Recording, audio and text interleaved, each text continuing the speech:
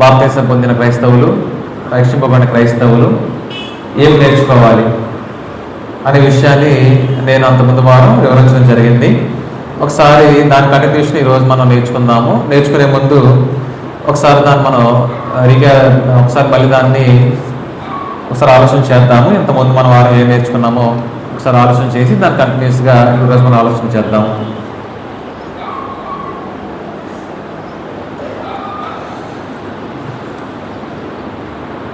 క్రైస్తవులు నేర్చుకోవాల్సిన విషయాలు అనే అంశాన్ని ఆలోచన చేయడం జరిగింది. మనిషి తన జీవితంలో నిరంతరము పుట్టినది మొదలుకొని మరణించే వరకు ఏదో ఒక విషయము నేర్చుకుంటూ ఉండాలి. మనిషికి నిరంతరము నేర్చుకోవాల్సిన అవసరం ఉంది అనే ఆలోచన చేశాము. అందులో క్రైస్తవులు ఏం నేర్చుకోవాలి, మన క్రైస్తవ జీవితం మరి 100%గా ఉండాలంటే, మన క్రైస్తవ జీవితం దేవుడు కోరినట్టుగా ఉండాలంటే, మన క్రైస్తవ జీవితం ఎల్లప్పుడూ విశ్వాసంగా ఉండాలంటే మనం ఏం నేర్చుకోవాలి అని ఆలోచన చేశాము. నేర్చుకోవడం అనేది మానవుడు కొన్ని రకాలుగా నేర్చుకుంటాడు. అది ఎలాగంటే చూడడం ద్వారా నేర్చుకుంటాడు, వినడం ద్వారా నేర్చుకుంటాడు, చేయడం ద్వారా నేర్చుకుంటాడు. అలాగే సొంత అనుభవం ద్వారా మానవుడు నేర్చుకోవడం జరుగుతుంది. అయితే ఈ 4 పద్ధతుల్లో మానవుడు నేర్చుకుంటాడు. అయితే మనం మొదటగా ఏం ఆలోచన చేసామంటే క్రైస్తవుడు చూడడం ద్వారా వినడం ద్వారా నేర్చుకోవాలి. అలాగే బైబిల్లో మనం ఎవరు చూసి నేర్చుకోవాలి, ఎవరి గురించి వినడం నేర్చుకోవాలి అని ఉదాహరణలుగా ఆలోచన చేశాము. అందులో మొదటిగా అబ్రహామును చూసి క్రైస్తవుడు విశ్వాసంగా ఎలా ఉండాలి, విశ్వాసంలో పరిపూర్ణంగా ఎలా ఉండాలి అనే విషయాన్ని అబ్రహామును చూసి నేర్చుకోవాలి అని ఆలోచన చేయడం జరిగింది. అలాగే దానియేలును చూసి మనం ఏం నేర్చుకోవాలి అంటే ప్రార్థనాపరులుగా ఉండడం నేర్చుకోవాలి. క్రైస్తవులు దానియేలును చూసి ప్రార్థనాపరులుగా ఉండడం, ప్రార్థన అనేది అలవాటుగా చేసుకోవడం నేర్చుకోవాలి అని మనం ఆలోచన చేయడం జరిగింది. తర్వాత యోసేపును చూసి క్రైస్తవులు ఏం నేర్చుకోవాలి అని ఆలోచన చేసినప్పుడు యోసేపును చూసి పవిత్రతను నేర్చుకోవాలి, నిగ్రహాన్ని నేర్చుకోవాలి. అంటే పాపం చేయకుండా పవిత్రంగా ఉండడం నేర్చుకోవాలి, పాపానికి లోబడకుండా నిగ్రహంగా ఉండడం నేర్చుకోవాలి యోసేపును చూసి. అది ఆలోచన చేయడం జరిగింది. తర్వాత 4వదిగా పౌలు గారిని చూసి మనం నేర్చుకోవాలి. పౌలు గారిని చూసి ఏం నేర్చుకోవాలి అని ఆలోచన చేసినప్పుడు పౌలు గారిని చూసి క్రైస్తవులుగా మనకు అనేక శ్రమలు వస్తాయి. కాబట్టి పౌలు గారికి అలాగే తన క్రైస్తవ జీవితంలో అనేక శ్రమలు వచ్చాయి. అయినా కానీ ఆయన క్రైస్తవ్యాన్ని విడిచిపెట్టకుండా, దేవుని సువార్త పనిని విడిచిపెట్టకుండా ఎంతో పోరాటంతో దేవుని పనిని కొనసాగించాడు. కాబట్టి పౌలు గారిని చూసి మనం ఏమి నేర్చుకోవాలి అంటే క్రైస్తవ జీవితంలో మనం పోరాటం నేర్చుకోవాలి. క్రైస్తవ జీవితంలో వచ్చే శ్రమలు కావచ్చు, క్రైస్తవ జీవితంలో వచ్చే నిందలు కావచ్చు, క్రైస్తవ జీవితంలో వచ్చే ఆటంకాలు కావచ్చు, వచ్చే కష్టాలు కావచ్చు, వీటన్నిటి నుంచి మనం పోరాటం నేర్చుకోవాలి. క్రైస్తవ్యాన్ని విడిచిపెట్టకుండా క్రైస్తవునిగా జీవించడానికి పోరాటం నేర్చుకోవాలి. అది ఎవరిని చూసి నేర్చుకోవాలి అంటే పౌలు గారిని చూసి నేర్చుకోవాలి. తర్వాత యోబు గారిని చూసి మనం ఏం నేర్చుకోవాలి అంటే శ్రమలలో దేవుణ్ణి స్తుతించడం నేర్చుకోవాలి. అంటే మనుషులందరికీ శ్రమలు వస్తాయి, క్రైస్తవులందరికీ కూడా శ్రమలు వస్తాయి. అయితే శ్రమల్లో కూడా మనం దేవుణ్ణి స్తుతించడం నేర్చుకోవాలి. ఎందుకంటే దేవుడకే ఒక్కడే మన శ్రమల నుంచి మనం తప్పించగలడు. దేవుడు మనల్ని పరీక్షించడానికి శ్రమలు కలిగించవచ్చు, లేదా సాతాను శోధన వల్ల మనకి శ్రమలనే రావచ్చు. మన శ్రమల్ని, మన కష్టాలని, మన ఇబ్బందుల్ని తొలగించగలిగేది దేవుడు మాత్రమే. కాబట్టి శ్రమల్లో కూడా మనం ఎల్లప్పుడూ కూడా దేవుణ్ణి స్తుతించాలి. ఎందుకంటే శ్రమలు అనేవి కొన్నిసార్లు మన మేలు కొరకే వస్తాయి. మన విశ్వాసాన్ని బలంగా ఉంచుకోవడం కోసం దేవుడు మనం పరీక్షించడానికి శ్రమలు అనిపించవచ్చు. కాబట్టి శ్రమలు అనేవి మన మేలు కొరకే వస్తాయి. కాబట్టి శ్రమల్లో కూడా దేవుణ్ణి స్తుతించడం నేర్చుకోవాలి. యోబు గారికి వచ్చిన శ్రమల్లో యోబు గారు దేవుణ్ణి స్తుతించాడు. ఏమన్నాడు? యెహోవా ఇచ్చెను, యెహోవా తీసుకున్నాడు. యెహోవా నాకు ఆస్తి ఇచ్చాడు, సంతానం ఇచ్చాడు, పనివారు ఇచ్చాడు, గొప్పవాడిగా చేశాడు. ఇవన్నీ పోయినాయి. అంటే యెహోవా ఇచ్చాడు, యెహోవా తీసుకున్నాడు. దేవుడికే మహిమ ఘనత కలుగునుగా. కానీ యోబు గారు ఆయనకున్న శ్రమల్లో దేవుణ్ణి స్తుతించాడు. కాబట్టి యోబు గారు చూసి మనం ఏం నేర్చుకోవాలంటే శ్రమల్లో దేవుణ్ణి స్తుతించడం నేర్చుకోవాలి. తర్వాత చివరిగా యేసుక్రీస్తు ప్రభువుని చూసి మనం నేర్చుకోవాలి అని ఆలోచన చేశాము. యేసుక్రీస్తు ప్రభువు జీవితం చూసినట్లయితే బాల్యం నుంచి మరణించే వరకు కూడా ఆయన జీవించిన ప్రతిదీ కూడా మనం చూసి నేర్చుకోవచ్చు. ఆయన మనందరికీ మాదిరి, సమస్త మానవాళికి మాదిరి. ఆయన మాదిరిలో రెండు విషయాలు ఆలోచన చేస్తాం. అదేంటంటే క్రీస్తు ప్రభావం చూసి మనము సాత్వికం నేర్చుకోవాలి, క్రీస్తు ప్రభావం చూసి మనం దీన మనస్సు కలిగి ఉండడం నేర్చుకోవాలి. సాత్వికం అంటే లోబడి ఉండడం, దీన మనస్సు అంటే తగ్గింపు మనస్సు, తగ్గించుకునే స్వభావము కలిగి ఉండడం. దేవుని కుమారుడైండి ఆయన భూలోకంలో వచ్చి సాత్వికంతో జీవించాడు. తండ్రికి ఎల్లప్పుడూ లోబడేవాడుగా ఉన్నాడు ఆయన. అలాగే దీన మనసు, ఆయన తగ్గింపు మనసు కలిగి ఉన్నాడు. శిష్యులు పాదాలు కడిగాడు, ఎవరిని నిందించినా కూడా వాడు క్షమించాడు. కాబట్టి క్రీస్తు ప్రభావం చూసి మనం ఏం నేర్చుకోవాలి అంటే సాత్వికము, దీన మనస్సు. కాబట్టి లాస్ట్ వీక్ నేర్చుకున్నాం మనం చూడడం ద్వారా, అలాగే వినడం ద్వారా.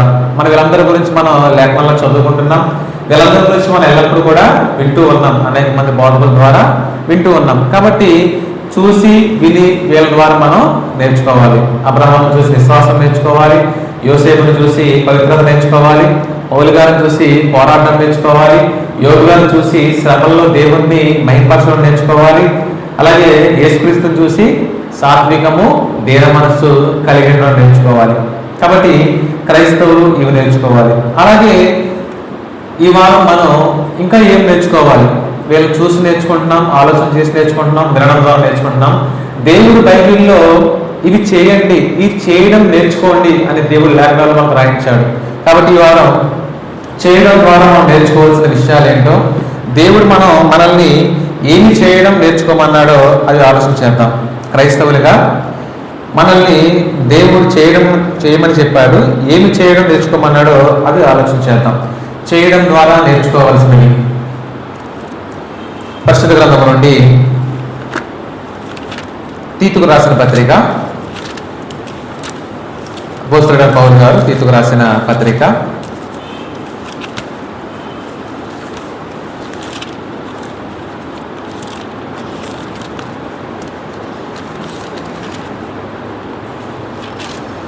3వ అధ్యాయము 14వ వచనం. తీతుకు రాసిన పత్రిక 3వ అధ్యాయము,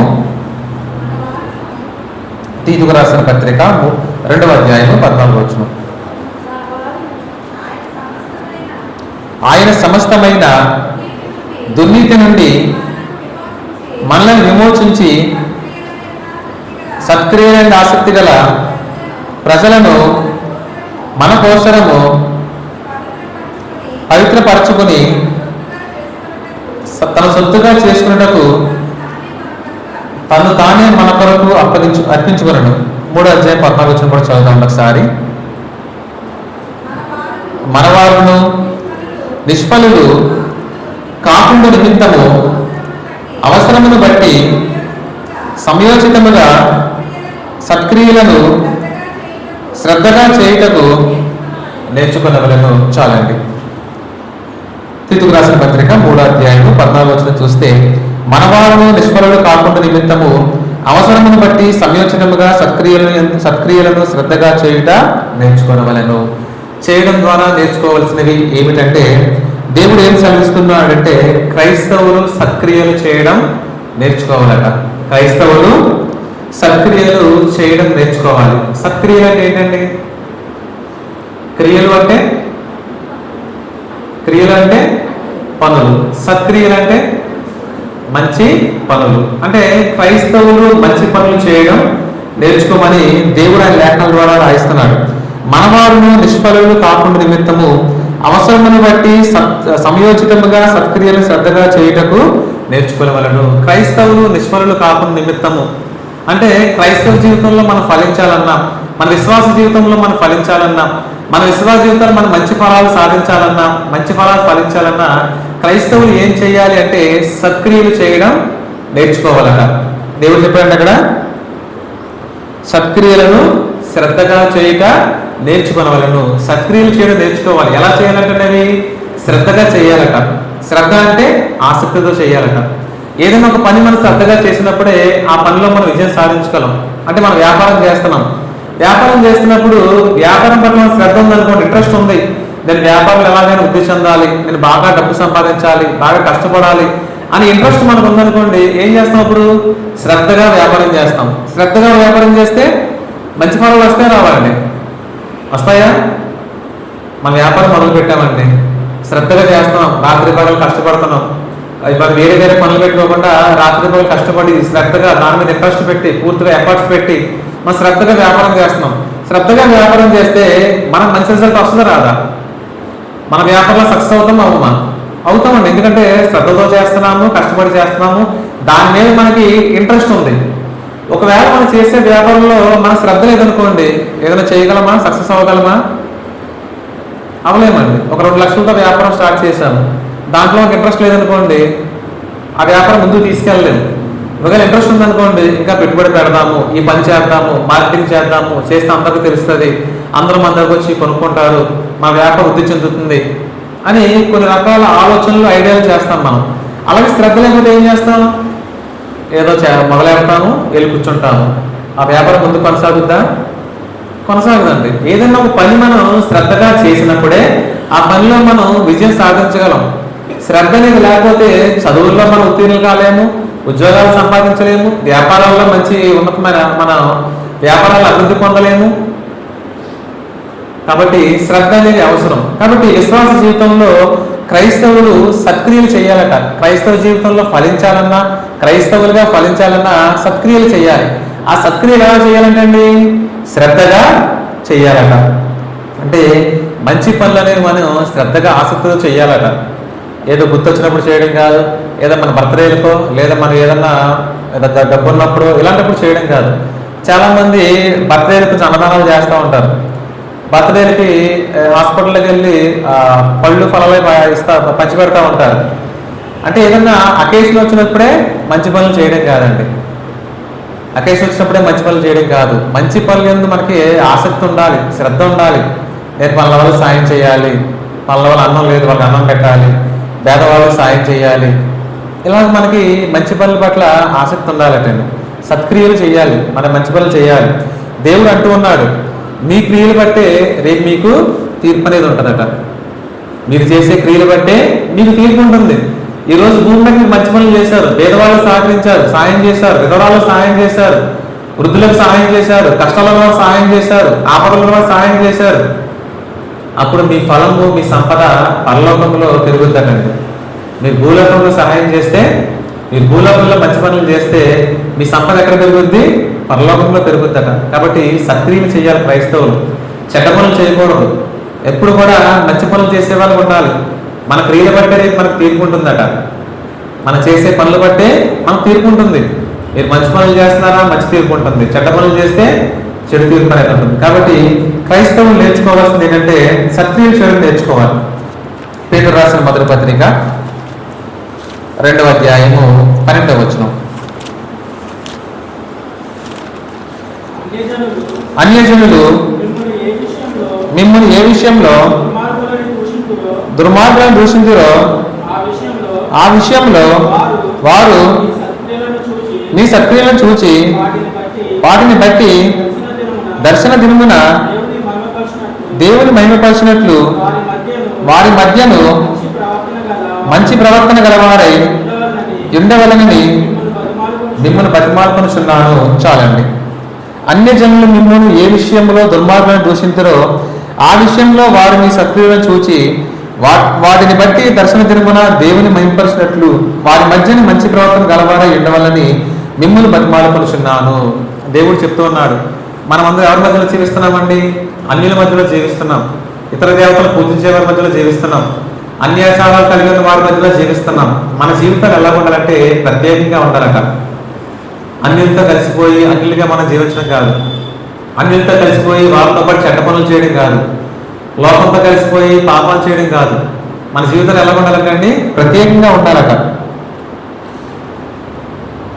అన్యజనులు మిమ్మల్ని ఏ విషయంలో దుర్మార్గులను దూషించురో ఆ విషయంలో వారిని సక్రియలను చూచి వాటిని బట్టి దర్శన దినమున దేవుని మహిమపరిచినట్లు.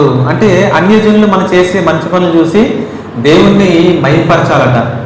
క్రైస్తవులు మంచి పనులు చేశామనుకోండి, అప్పుడు మనల్ని మెచ్చుకుంటారా, మెచ్చుకోరా? క్రిస్టియన్స్ అండి ఏ గొడవలకి వెళ్ళరండి, క్రిస్టియన్స్ అండి అబద్ధాలు మాట్లాడరండి, వాళ్ళు క్రిస్టియన్స్ అండి బూతులు మాట్లాడరండి, వాళ్ళు క్రిస్టియన్స్ అండి ఇరుగు పరివారితో గొడవలు పడరండి, వాళ్ళు క్రిస్టియన్స్ అండి మందు తాగరండి, వాళ్ళు క్రిస్టియన్స్ అండి ఎవరికి కీడు తలంచరండి, వాళ్ళు క్రైస్తవులండి వాళ్ళు చెడు అలవాట్లు లేవండి అంటే దేవుడు మహిమ పొందినట్ట కాదండి. ఒకవేళ వాళ్ళతో కలిసిపోయి మనం అలాగే ఉంటే, అనిల్తో కలిసి మందు తాగితే, అనిల్తో కలిసి సిగరెట్ తాగితే, అనిల్తో కలిసి అమ్మాయిలు నేర్పిస్తూ ఉంటే, అనిల్తో కలిసి గొడవలకు వెళ్తే, చెడ్డ పనులు చేస్తూ ఉంటే దేవుడికి పని వెళ్తుందా? వెళ్ళదండి. క్రైస్తవులు ఎప్పుడు కూడా ప్రత్యేకంగా ఉండాలి. మన లోకంలో కలిసి ఉండకూడదట, అన్యులతో కలిసి ఉండకూడదట. అన్యులు మనల్ని చూసి దేవుణ్ణి మహింపరచట, ఇదిగో వీళ్ళ క్రైస్తవులు కాబట్టి ఇలాగ మంచి పనులు చేస్తున్నారు, వీళ్ళ క్రైస్తవులు ఇలాగ అందరికీ మంచి చేస్తున్నారు, వీళ్ళ క్రైస్తవులు వీళ్ళ దేవుడు గొప్పవాడు అని దేవుణ్ణి మహింపరిచే విధంగా మన జీవితం ఉండాలి. కాబట్టి మనం ఏం నేర్చుకోవాలంటే సత్క్రియలు చేయడం నేర్చుకోవాలట. క్రైస్తవులు అంటేనే మంచి పనులు చేస్తారు అనే ఉద్దేశం అందరికి కలగలటండి.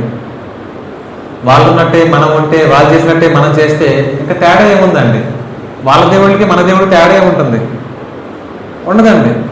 మన దేవుడు ఎవరికి హాని చేయమని చెప్పట్లేదు, మన దేవుడు ఎవరిని చంపమని చెప్పట్లేదు, మన దేవుడు ఎవరిని బూతులు తిట్టమని చెప్పట్లేదు, మన దేవుడు మంతాడమని చెప్పట్లేదు, మన దేవుడు అబద్ధాలాడమని చెప్పట్లేదు. ఎలా చెప్తున్నాడు? సత్క్రియలు చేయండి, సత్క్రియలు చేయండి నేర్చుకోండి అని చెప్తున్నాడు. అంటే మంచి పనులు చేయడం నేర్చుకోమని చెప్తున్నాడు. అలాగ మంచి పనులు చేసి మంచిగా జీవించినప్పుడు, మంచి కార్యాలు చేసినప్పుడు అన్యులు దాన్ని చూసి మన దేవుడిని మహింపరచాలట. దేవుడు రెండోసారి వచ్చినప్పుడు ఇదిగో వీళ్ళంతా క్రైస్తవులు, వీళ్ళంతా మంచి పనులు చేస్తారు కాబట్టి వీళ్ళ దేవుడు గొప్పవాడు అని దేవుడిని మహింపరచాలట. అలాగ వాడు దేవుడిని మహింపరచాలంటే మనం ఏం చేయాలండి? సత్క్రియలు చేయడం నేర్చుకోవాలి. సత్క్రియలు అంటే వేరు వేరు మనం తెలియవు కాదండి, మంచి పనులు. సత్క్రియలు అంటే మంచి పనులు, చెడ్డ పనులు కాదు. సత్క్రియలు చేయడం నేర్చుకోవాలి క్రైస్తవులు. తర్వాత ఇంకేం నేర్చుకోవాలి అని ఆలోచన చేస్తే కొరింథీయులకు రాసిన మొదటి పత్రిక, కొరింథీయులకు రాసిన మొదటి పత్రిక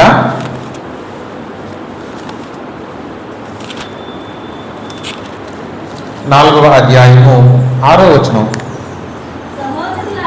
సహోదరులారా, మీరు మమ్మను చూచి లేఖనముల యందు వ్రాసి ఉన్న సంగతులను అతిక్రమింపకూడదని నేర్చుకొని మీరొకని పక్షమున మరియొకని మీద ఉప్పొంగుకున్నట్లు ఈ మాటలు మీ నిమిత్తమై నా మీదను అపోల్లో మీదను పెట్టుకొని సాదృశ్య రూపముగా చెప్పి ఉన్నాను. చాలండి. అపోస్తలుడైన పౌలు గారు కొరింథీయుల సంఘానికి రాస్తూ ఏం తెలియజేస్తున్నారంటే, కొరింథీయులకు రాసిన మొదటి పత్రిక 4వ అధ్యాయము 6వ వచనం చూసినట్లయితే, లేఖనముల యందు రాసి ఉన్న సంగతులను అతిక్రమింపకూడదని నేర్చుకొని. కొరింథీయుల సంఘానికి పౌలు గారు రాస్తూ ఏం చెప్తున్నారంటే, లేఖనముల యందు ఉన్న సంగతులను అతిక్రమింపకూడదు, అది మీరు నేర్చుకోవాలి అని పౌలు గారు చెప్తున్నారు. ఏం నేర్చుకోవాలండి? లేఖనముల యందు ఉన్న సంగతులను అతిక్రమింపకూడదు అంటే బైబిల్ దాటి మీరు ఏది కూడా చేయకూడదు అని దేవుడు తెలియజేస్తున్నాడు పౌలు గారి ద్వారా. ఏం చెప్తున్నాడు? బైబిల్ దాటి మీరు ఏది కూడా చేయకూడదు. ఎందుకంటే బైబిల్ ఒక మనిషి, ఒక క్రైస్తవుడు, ఒక విశ్వాసి ఎలా జీవించాలో బైబిల్ తెలియజేస్తుంది. పుట్టినది మొదలుకొని మరణించే వరకు జీవితం ఎలా ఉండాలో బైబిల్ తెలియజేస్తుంది. ఏది మంచో ఏది చెడో బైబిల్ తెలియజేస్తుంది. నువ్వు ఎలా జీవించాలో ఎలా జీవించకూడదో బైబిల్ తెలియజేస్తుంది. పెద్దవాళ్ళు ఎలా గౌరవించాలో బైబిల్ తెలియజేస్తుంది. పిల్లల్ని ఎలా చూసుకోవాలో బైబిల్ తెలియజేస్తుంది. భార్యను ఎలా చూసుకోవాలో బైబిల్ తెలియజేస్తుంది. సమస్తము బైబిల్ తెలియజేస్తుంది, పరిపూర్ణ గ్రంథము. కాబట్టి బైబిల్ దాటి మీరు ఏది కూడా చెయ్యకూడదు, చేయకుండా ఉండడం నేర్చుకోండి అని దేవుడు పౌలు గారి ద్వారా కొరింథీయుల ఉన్న సంఘానికి రాయిస్తున్నాడు. క్రైస్తవులకి ఈ బైబిలే ఏదండి? సూచిక. మన జీవితానికి బైబిలే సూచిక. అంటే మనం ఎలా జీవించాలో ఈ బైబిల్ చూసి మనం వాక్యం ద్వారా మనం నేర్చుకోవాలి. బైబిల్ దాకా బయటకు వెళ్ళామనుకోండి, ఎన్ని తప్పులైనా చేయొచ్చు, ఎన్ని పాపాలైనా చేయొచ్చు, అంతే కదా. బైబిల్ లేదు కదా దాని గురించి. దేవుడు బైబిల్లో ప్రతిదీ తెలియజేశాడండి. ఏది తప్పో, ఏది మంచో, ఏది పాపం, ఏది పుణ్యమో, ఏది మంచి కార్యమో, ఏది చెడ్డ కార్యమో ప్రతిదీ దేవుడు బైబిల్లో రాయించాడు. కానీ ఆనాడు కొరింథీయుల సంఘస్థులు చేసేది ఏంటంటే, వాళ్ళు కొందరు మనుషుల యందు అతిశయిస్తున్నారట. ఇదిగో నేను పౌలు వాడను, నేను అపోల్లో వాడను, నేను కేఫా వాడను, నేను వాళ్ళ వాక్యం ద్వారా మారుమనసు పొందాను, వాళ్ళే గొప్పవాళ్ళు, మీ పౌలు గారు గొప్పవాడు కాదు, మా పేదరు గారు గొప్పవాడు, మీ పేదరు గారు గొప్పవాడు కాదు, మా కేఫా మా అపోల్లో గొప్పవాడు. ఇలాగూ మనుషులు యందు అతిశయిస్తున్నారట. దేవుని పక్కన పెట్టేశారు, యేసుక్రీస్తుని పక్కన పెట్టేశారు. ఎవరు ఎందుకు అతిశయిస్తున్నారటండి? మనుషులు యందు అతిశయిస్తున్నారు. కానీ బైబిల్ ఏం చెప్తుందంటే నీవు దేవుని యందే అతిశయించాలి తప్ప మనుషుల యందు అతిశయించకూడదు. ఒకవేళ మనుషులు యందు అతిశయిస్తున్నారంటే బైబిల్ దాన్ని బయటకు వెళ్ళారా లేదా? వెళ్ళారా లేదా అండి? బైబిల్ ఏం చెప్తుంది? దేవుడే అల్టిమేట్ పవర్, ఆయనే సర్వోన్నతుడు, మీరు ఆయన యందు అతిశయించాలి. నా దేవుడు గొప్పవాడని దేవుడి గురించి మీరు గర్వించాలి, దేవుడి గురించే మీరు అతిశయించాలి. అంతేగాని మనుషులు మీరు ఎందుకు అతిశయిస్తున్నారు అని అక్కడ పౌలు గారు చెప్తున్నారు. నేను గొప్పవాడు కాదు, పేతురు గొప్పడు కాదు, అపోల్లో గొప్పడు కాదు, వీళ్ళెవరు గొప్పవాడు కాదు, అందరికంటే పైన దేవుడు గొప్పవాడు. మనందరికీ రక్షణ ఇచ్చిన, మనందరిని రక్షించిన యేసుక్రీస్తు ప్రభువు వారు గొప్పవాడు. వాళ్ళని మీరు అతిశయించండి, అంతేగాని బైబిల్ దాటి బయటికి వెళ్ళి మనుషులని మీరు అతిశయించవద్దు. ఈనాడు ఈ సమస్య చాలా ఎక్కువగా ఉందండి. ఇతర సంఘాలు చూస్తే మా అయ్యగారు అని అక్కడ ఉన్న స్థానిక బోధకుల పట్ల అతిశయిస్తున్నారు. దేవుడిని పక్కన పెట్టేస్తున్నారు, యేసుక్రీస్తుని పక్కన పెట్టేస్తున్నారు, దేవుని యొక్క వాక్యాన్ని పక్కన పెడుతున్నారు, యేసుక్రీస్తు బోధనలు పక్కన పెట్టేస్తున్నారు. మా అయ్యగారు ఏం చెప్తే అదే కరెక్ట్, మా అయ్యగారు ఏం చేయమంటే అదే కరెక్ట్, అదే చేస్తానని అంటున్నారు లేదా అండి? సతీష్ కుమార్ ఇక్కడ కల్వర్ టెంపుల్ స్టార్ట్ చేస్తే ఎన్ని వేల మంది జనం వెళ్ళారండి. ఆయనతో ఫోటో దిగాలంటే 10,000 అంట. ఆయన 4 చేతులు ఉన్నాయి కదా, దేవుడు 4 చేతులు ఇచ్చి ఆయన గొప్పవాడిగా చూపిస్తున్నారు కదా. ఎన్ని చేతులు అండి సతీష్ కుమార్ గారికి? చూసారా మీరు ఎవరు వెళ్ళారు అక్కడికి కల్వర్ టెంపుల్కి? చాలా సంతోషం అండి. మనల్లో కూడా కొంతమంది వెళ్ళారు తెలిసిన గారు, అంటే ఇక్కడ ఉన్న వాళ్ళు కాదులే, రాని వాళ్ళు వెళ్ళారు. సతీష్ కుమార్ గారికి ఎన్ని చేతులు ఉన్నాయండి? 4 చేతులు 4 కాళ్ళు ఉన్నాయి. అవునా కాదా? చూడలేదా ఆయన ఎప్పుడు కూడా? చూడలేదని చెప్పకుండా చూస్తారు ఖచ్చితంగా, టీవీలో ఎక్కడ, వాట్సాప్ రీల్లో ఎక్కడ చూస్తారు. చూడలేదండి? చూశారు. ఎన్ని చేతులు ఉన్నాయి ఆయనకి? ఏం డౌట్గా ఉన్నారేంటంటే ఆయనకి ఎన్ని చేతులు అండి సతీష్ కుమార్ గారికి? 2 చేతులు 2 కాళ్ళు. అంటే మనం ఎలా ఉన్నాం, ఆయన ఎలాగ ఉన్నారు కదా. అంటే దేవుడు మనలా చేశాడు, ఆయన ఎలాగ చేశాడు కదా. మరి ఆయన ఎందుకు అతిశయిస్తున్నారు? మనుషులందరినీ చేసిన దేవుని అతిశయించాలా మనము? మనల్ని రక్షించిన యేసుక్రీస్తు ప్రభువుని అతిశయించాలా? మనతో పాటు సమానంగా చేయబడిన మానవుల గురించి అతిశయించాలా మనం? ప్రశ్న వేసుకోండి. అర్థమైందా నా ప్రశ్న? సమస్త సృష్టిని, సమస్త మానవాళిని సృష్టించిన దేవుని యందు అతిశయించాలా? మనందరినీ పాపాలు క్షమించి మన కోసం కలవరిశిలలో రక్తాన్ని చిందించి మన పాపాలు క్షమించి మన రక్షకుడిగా వచ్చిన యేసుక్రీస్తు ప్రభువుని అతిశయించాలా? లేకపోతే మనతో సమానంగా చేయబడిన మానవుల పట్ల అతిశయించాలా?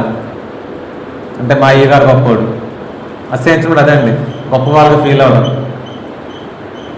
చెప్పండి, ఎవరి పట్ల అతిశయించాలి? దేవుడి పట్ల అతిశయించాలి. ఎందుకంటే మన పుట్టుక కారణం దేవుడు, మన బతికినామంటే కారణం దేవుడు, మనం ఈరోజు మనకు కావాల్సినవన్నీ ఇస్తున్నాడంటే ఎవరండి? దేవుడు. దేవుని పట్ల మనం అతిశయించాలి. ఈరోజు మన పాపక్షమాపణ కలిగి క్రైస్తవులుగా, పరిశుద్ధులుగా, దేవుని పిల్లలుగా సంఘంలో ఉన్నామంటే కారణం ఎవరండి? యేసుక్రీస్తు ప్రభువారు. ఆయన శిలువ మరణం ద్వారా మన రక్షణ వచ్చింది, ఆయన చేసే త్యాగం ద్వారా మన పాపక్షమాపణ కలిగింది. కాబట్టి ఆయన ద్వారా మనం మేలు పొందాం. కాబట్టి ఆయన ఏంది అతిశయించాలి తప్ప మానవుల పట్ల మనం అతిశయించకూడదండి. మనుషుల పట్ల అతిశయించామంటే ఎవరిని పక్కన పెట్టినట్టుంటే దేవుడిని పక్కన పెట్టేసినట్టే, యేసుక్రీస్తు ప్రభువుని పక్కన పెట్టేసినట్టే. కాబట్టి బైబిల్ దేవుడు ఏం చెప్తున్నాడంటే బైబిల్ దాటి మీరు ఏమీ కూడా చెయ్యొద్దు, లేఖనంలో ఉన్న సంగతుల్ని అతిక్రమించొద్దు. లేఖనం అనేక మొత్తం అన్ని విషయాలు చెప్పడం జరిగింది. బైబిల్ పరిపూర్ణ గ్రంథం, మనకు కావాల్సిన అన్ని బైబిల్లో ఉన్నాయి. దీన్ని దాటి బయటకు మీరు ఏమీ వెళ్ళొద్దు, దీన్ని దాటి బయట మీరు ఏమీ చెయ్యొద్దు, దీని ప్రకారమే జీవించండి అని చెప్పారు. ఈరోజు శ్రమకాలాలు కూడా అంతే అండి. బైబిల్ దాటి బయటకు వెళ్ళి చేస్తున్నవి. బైబిల్ ఎక్కడ ఉందని శ్రమకాలం చేయమని ఒకళ్ళు జీవించండి, మన సంఘంలో స్టార్ట్ చేస్తాను నేను. బైబిల్లో శ్రమకాలాలు 40 రోజులు ఉపవాస దినాలు చేయమని బైబిల్లో ఎక్కడ ఉంది? ఎక్కడ ఉందండి? ఎక్కడా లేదండి. పోతే ఎవరెవరో చేస్తున్నారు, అక్కడికి వెళ్ళి వాళ్ళు అన్నప్పుడు వాళ్ళు చెప్పలేరు.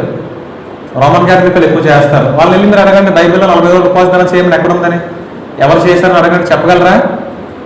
ఎక్కడ ఉంది బైబిల్ అండి? లేదు. ఒకవేళ చెప్పమనండి, వాళ్ళు చూపించారంటే మనం కూడా చేద్దాం, తప్పేముంది? 40 రోజులు ఉపవాసం చేసి దేవుడితో ప్రార్థన చేయడం తప్పలేదు కదా. మాల వేసుకోవడం బైబిల్లో ఎక్కడ ఉందండి? ఈ మధ్యన చూస్తున్నాం మాలండి, ఒక 5-6 సంవత్సరాల నుంచి చూస్తున్నాం. అంతకుముందు మాలలు ఉన్నాయా? లేవండి. కాబట్టి ఎవరు మొదలు పెట్టారు? అవి ఎవరో అబద్ధ బోధకులు మొదలు పెట్టారు. బైబిల్ దాటి బయటకు వచ్చి చేస్తున్నారు. కాబట్టి దేవుడు చెప్తున్నాడు బైబిల్ దాటి బయటకు వచ్చి ఏమీ చెయ్యొద్దు. ఇంగ్లీష్లో ఉంటుందండి, బైబిల్ దాటి రావద్దని ఇంగ్లీష్లో ఉంటుంది, తెలుగులో అతిక్రమింపకూడదని ఉంది. అంటే లేఖనాలను మీరు అతిక్రమింపకూడదు. లేఖనాలు దాటి బయటకు వచ్చి మీరు ఏం చేసినా కూడా లేఖనాలు అతిక్రమించినట్టే, దేవుడిని అతిక్రమించినట్టే, దేవుడి మాటలు అతిక్రమించినట్టే. కాబట్టి బైబిల్ దాటి మనం ఏమీ కూడా లేఖనముల యందు ఉన్న సంగతులు అతిక్రమింపకూడదని నేర్చుకోవాలని మన విషయాలు. ఒక్కోసారి మనకు అనిపించవచ్చు, వాళ్ళు మాలలు వేసుకున్నారు, 40 రోజులు నిష్ఠగా ఉంటున్నారు, పాదయాత్ర చేస్తున్నారు, పొద్దున్నే లేస్తున్నారు, మనం కూడా చేస్తే బాగుంటుందని కొంతమందికి అనిపిస్తూ ఉండొచ్చు. కానీ అలా చేస్తే ఏమవుతుందండి, బైబిల్ దాటి మనం అతిక్రమించినట్టే, పాపం చేసినట్టే, అదొక ఆచారం, అన్యాచారం చేసినట్టే. హిందువులు 40 రోజులు భవానీ మాల వేసుకుంటున్నారు, అయ్యప్ప స్వామి 40 రోజులు వేసుకుంటున్నారు, వీళ్ళు 40 రోజులు వేసుకుంటున్నారు. తేడా ఏంటండి? తేడా ఏది ఉందండి? లేదండి. వాళ్ళ గ్రంథాల్లో వాళ్ళు చేయమని చెప్పుండొచ్చు, మన గ్రంథాల్లో మనం చేయమని చెప్పలేదు ఎక్కడ కూడా. చెప్తే మనం కూడా చేయొచ్చు, నేను చెప్పాడు దేవుడు, చెప్పలేదు. అలాగంటే కొంతమంది అంటారు, యేసుక్రీస్తు ప్రభువు 40 రోజులు ఉపవాసం ఉన్నారు కదండి, మనం కూడా ఉండొచ్చు కదా, ఆయన చేశాడు కదా, మనం కూడా చేయొచ్చు కదా అని. చెయ్యండి, తప్పలేదు. యేసుక్రీస్తు ప్రభువు ఎలా ఉన్నారు ఉపవాసం తెలుసా మీకు? 40 రోజులు రాత్రి పగలు ఏమీ తినకుండా, ఏమీ తాగకుండా, నిద్ర లేకుండా 40 రోజులు అరణ్యంలో ప్రార్థన చేసుకుని ఉపవాసం చేశారు. మీలో ఎవరు అలా ఉండగలిగితే ఉండండి. ఎవరు ఉండగలరా? నేను చెప్పేది ఏంటండి, 40 రోజులు ఏమీ తినకుండా, ఏమీ తాగకుండా, ఇంకా నిద్రపోకుండా 40 రోజులు దేవునికి ప్రార్థన చేసుకుంటూ, దేవుని సన్నిధిలోనే గడుపుతూ, దేవునితోనే సహవాసం కలిగి ఉన్నారు క్రీస్తు ప్రభువు. అలాగే ఎవరైనా చేయగలరా? భూమి మీద ఎవరైనా, మీరు ఎవరైనా చేయగలరా? 40 రోజులు 4 రోజులు చేయగలరా? ఏమి తినకుండా, ఏం తాగకుండా చేస్తే మనం ఉంటామో పోతామండి. 2 రోజులు నీళ్ళు తాగకపోతే డిహైడ్రేషన్ అయిపోతుంది, బాడీ మొత్తం కళ్ళు పడిపోతాం 2 రోజులకే. 40 రోజులు కూడా తాగకండి. 2 రోజులు నీళ్ళు తాగకపోతే బాడీ మొత్తం మరి వాటర్ తాగిరైపోయి కళ్ళు పడిపోతాం. ఇంక వారం రోజులకి కిడ్నీలు ఫెయిల్ అయిపోతాయి, లివర్లు ఫెయిల్ అయిపోతాయి, గుండె అయిపోతాయి, వారం రోజులకి మనిషి పోతాడు. అలా చేయడం తప్పలేదు. ఎందుకంటే యేసుక్రీస్తు ప్రభువు 40 రోజులు ఉపవాసం చేస్తారు చెప్తున్నారు వీళ్ళు, అందుకని చెప్తున్నాను నేను. వీళ్ళంతా ఏం చెప్తారంటే, క్రీస్తు ప్రభువు 40 రోజులు ఉపవాసం చేశారు కదా, మనం కూడా చేద్దామంటారు. ఆయనలా చేయండి చేస్తే. యేసుక్రీస్తు ప్రభువు ఈ సువార్త పని అంటే బాప్తిసం పొందిన తర్వాత లోకం మీద పట్టు కోసం, సాతాను మీద పట్టు కోసం ఆయన సువార్త పని ప్రారంభించే ముందు దేవుని సన్నిధి ఆత్మ యొక్క శక్తి కోసం ఆయన 40 రోజులు ఏమీ తినకుండా, ఏమీ తాగకుండా, నిద్ర లేకుండా అరణ్యంలో ఒంటరిగా వెళ్ళి దేవునితో గడుపుతూ, దేవుడిని ప్రార్థన చేసుకుంటూ, ఉపవాసం చేస్తూ చేశారని. ఆయన లోకరక్షకుడు, ఆయన రావడానికి కారణం ఉంది, ఆ కారణం కోసం ఆయన అలా ఉన్నాడు. తర్వాత ఎవరు కూడా అలా చేయలేదు. అపోస్తులు చేయలేదు, క్రైస్తవులు వారి విశ్వాసాలు ఎవరూ చేయలేదు, ఆది సంఘాలు చేయలేదు, ఎవరూ చేయలేదు, బైబిల్లో చేయమని ఎక్కడా కూడా చెప్పలేదు. కాబట్టి ఈ అన్ని ఆచారం కింద మనం ఎలాంటివి చేయకూడదు. లేఖనాలు దాటి మనం ఏది కూడా అతిక్రమింపకూడదు. దేవుడు చెప్తున్నాడు, లేఖనాలు చెప్తున్నాయి, పరిశుద్ధంగా జీవించు, నీతిగా జీవించు, యథార్థంగా జీవించు, క్రీస్తు ప్రభువు చూపించిన మార్గంలో జీవించు, అది లేఖనాలు చెప్తున్నాయి. అంతేగాని 4 రోజులు మానేసుకో, 4 రోజులు భార్య అమ్మాని పిలువు, మాతాని పిలువు, మంచం కింద పడుకో, మంచం పైన పడుకో, ఇలా బైబిల్ ఎక్కడ చెప్పలేదండి. బైబిల్ ఎక్కడ చెప్పలేదండి. 40 రోజులు మాంసం మాని, 40 రోజులు పొద్దున్న టిఫిన్ మాని, 3ంటికి భోజనం చెయ్యి, 9ంటికి భోజనం చెయ్యి అని ఎక్కడ చెప్పలేదండి. నా ఫ్రెండ్ ఒక అతను పొద్దున్న లెగ్గానే ఒక గ్లాసు వేడి నీళ్ళలో నిమ్మకాయ రసమును తేనె కలిపి తాగేసి సాయంత్రం వరకు ఉపవాసం ఉంటాడండి. నిమ్మకాయ రసం తేనె తాగితే నీరసం వస్తుందండి, అది ఉపవాసం అవుతుందా? తేనె ఇప్పుడు ఆహారమే కదండి, తేనె కూడా ఆహారం లెక్కే అండి, ద్రవపదార్థమైన కూడా ఆహారం లెక్కే. మరి పొద్దున్నే లేచి తేనె నిమ్మరసం నీళ్ళు తాగేసి సాయంత్రం వరకు ఉపవాసం ఉంటామంటే అది ఉపవాసం అవుద్దా? అవుదండి. అలాగూ ఎవరు భోజనాలు చేస్తున్నారు. కొంతమంది అయితే భోజనం మానేసి టిఫిన్ చేస్తారు, అది ఉపవాసం అంటారు. భోజనం మానేసి టిఫిన్ చేయడం ఉపవాసం అంటారు. కొంతమంది అయితే భోజనం టిఫిన్ మానేసి జ్యూసులు తాగుతారు, అది ఉపవాసం పేరు పెట్టుకుంటారు. ఉపవాసం అంటే దేవుడికి దగ్గరగా ఉండడం, దేవుడికి దగ్గరగా ఉండడం. పూర్వము మన పితరులు భోజనం చేయాలంటే వాళ్ళు ఏం చేసేవారంటే దానిమ్మ కంకులు ఏరుకొచ్చి, లేదా కొన్ని గింజలు ఉండేవి, మనం అంటే ధాన్యం తింటున్నా కానీ అప్పట్లో సజ్జలు, రాగులు, గట్లు ఇవి తినేవారు. అవి వాళ్ళు ఏరుకొచ్చి వాటిని బాగు చేసుకుని, దంచి శుభ్రం చేసుకుని, వండుకుని అప్పుడు తినేవారటండి. ఇదంతా చేయడానికి టైం పట్టేదట. అయితే వాళ్ళు ఉపవాసం ఉన్నప్పుడు ఏం చేసేవారంటే ఈ ప్రాసెస్ అంతా మానేసేవారు. అంటే మనం అన్నం ప్రిపేర్ చేసుకోవాలంటే పొద్దున్నే లేచి పొలం వెళ్ళి ఆ కంకులు తీసుకొచ్చి వాటిని దంచి శుభ్రం చేసి వండుకొని తినాలంటే సమయం అంతా దీనికి అయిపోతుంది. కాబట్టి భోజనం మానేసి దేవునితో గడుపుదామని అలా ఉపవాసం చేశారు. ఉపవాసం అంటే భోజనం మానేయడం కాదండి, దేవునితో దగ్గరగా ఉండడం. అన్ని పనులు మానేసి దేవుని వాక్యం చదువుకుంటూ, దేవుని ప్రార్థించుకుంటూ దేవునికి దగ్గరగా ఉండడమే ఉపవాసం అంటే. అలా చేయాలండి ఉపవాసం అనేది. అంతేగాని ఎవరో చేస్తున్నట్టు మనం చేయకూడదు. లేఖనాలను అనుగ్రహించి మనము ఏ పని కూడా చేయకూడదు. మనుషుల్ని నశించడం అనేది లేఖనాలని అతిక్రమించడమే. బైబిల్లో చెప్పను చేయడం అనేది లేఖనాలని అతిక్రమించడమే. బైబిల్ విరుద్ధంగా ఏమి చేసినా కూడా లేఖనాలని అతిక్రమించడమే. కాబట్టి క్రైస్తవులు ఏం నేర్చుకోవాలంటే లేఖనాల్లో ఉన్న సంగతులను మనము అతిక్రమించకూడదు, వాటిని దాటి మనకి ఏమీ కూడా చేయకూడదు అని మనం నేర్చుకోవాలట. తర్వాత యెషయా గ్రంథము 1వ అధ్యాయము 17వ వచనం. ఇంకా క్రైస్తవులు ఏమి నేర్చుకోవాలి ఆలోచన చేసినప్పుడు యెషయా గ్రంథము 1వ అధ్యాయము 17వ వచనం. కీడు చేయుట మానుడి, మేలు చేయ నేర్చుకొనడి. యెషయా గ్రంథము 1వ అధ్యాయము 17వ వచనం చూస్తే దేవుడు చెప్తూ ఉన్నాడు, కీడు చేయుట మానుడి, మేలు చేయ నేర్చుకున్నది. ఏం నేర్చుకోమని చెప్తున్నాడు దేవుడు అంటే కీడు చేయడం మాని మేలు చేయడం నేర్చుకోమంటున్నాడు. దేవుడు మనుషులందరినీ కూడా ఒకే రీతిగా సృష్టించాడు. మనందరూ కూడా సోదరభావం కలిగి ఉండాలని, ఒకరినొకరు ప్రేమించుకోవాలని దేవుడు మనకు సెలవిస్తున్నాడు. అలాగే ప్రేమించినప్పుడు మనం ఎవరికైనా కీడు తలపెట్టగలమా? తలపెట్టలేమండి. దేవుడు అదే చెప్తున్నాడు, కీడు చేయడం మానండి. ఎవరికి ఎప్పుడు కీడు చేద్దామా, ఎవరిని ఎలా హానిపరుచుదామా, ఎవరిని ఎలా ఇబ్బంది పెడదామా, ఎవరిని ఎలా క్యారెక్టరైజేషన్ చేద్దామా, వాళ్ళు తక్కువగా చూద్దామా, చులకన చేద్దామా, కిందకు లాగుదామా, ఇవన్నీ కూడా కీడు కిందకే వస్తాయండి. ఒక వ్యక్తిని ఇబ్బంది పెట్టే ప్రతిదీ కూడా కీడు కిందకే వస్తుంది. మాటల ద్వారా మనం కీడు చేయొచ్చు, మోసం చేయడం ద్వారా కీడు చేయొచ్చు, వాళ్ళని ఎవరైనా నాశనం చేయని ఆలోచన చేయడం ద్వారా కీడు చేయొచ్చు, ఎవరైనా రెచ్చగొట్టడం ద్వారా కీడు చేయొచ్చు, చాడీలు చెప్పడం ద్వారా కీడు చేసినట్లే. అంటే ఒక వ్యక్తిని ఇబ్బంది పెట్టడమే కీడు చేయడం అని. కాబట్టి దేవుడు చెప్తున్నాడు, కీడు చేయటం అని ఏం నేర్చుకోవాలంటే ఏం నేర్చుకోవాలి? కీడు చేయటం అని, మళ్ళీ గట్టి చెప్పండి, కీడు చేయటం అని మేలు చేయట నేర్చుకోవాలట. కీడు చేయడం మానేయాల, కీడు అనే ఆలోచన మనకు రాకూడదట. సాధ్యమైనంత వరకు ప్రతి ఒక్కరికి మనం మేలు చేసేవారుగా ఉండాలట.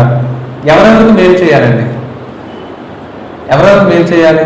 దేవుడు అంటున్నాడు, కీడు చేయడం మానేయండి, మేలు చేయండి అన్నాడు. ఎవరికి మేలు చేయాలి మనం? మార్కు సువార్త 14వ అధ్యాయము 7వ వచనం. మార్కు సువార్త 14వ అధ్యాయము చదవండి.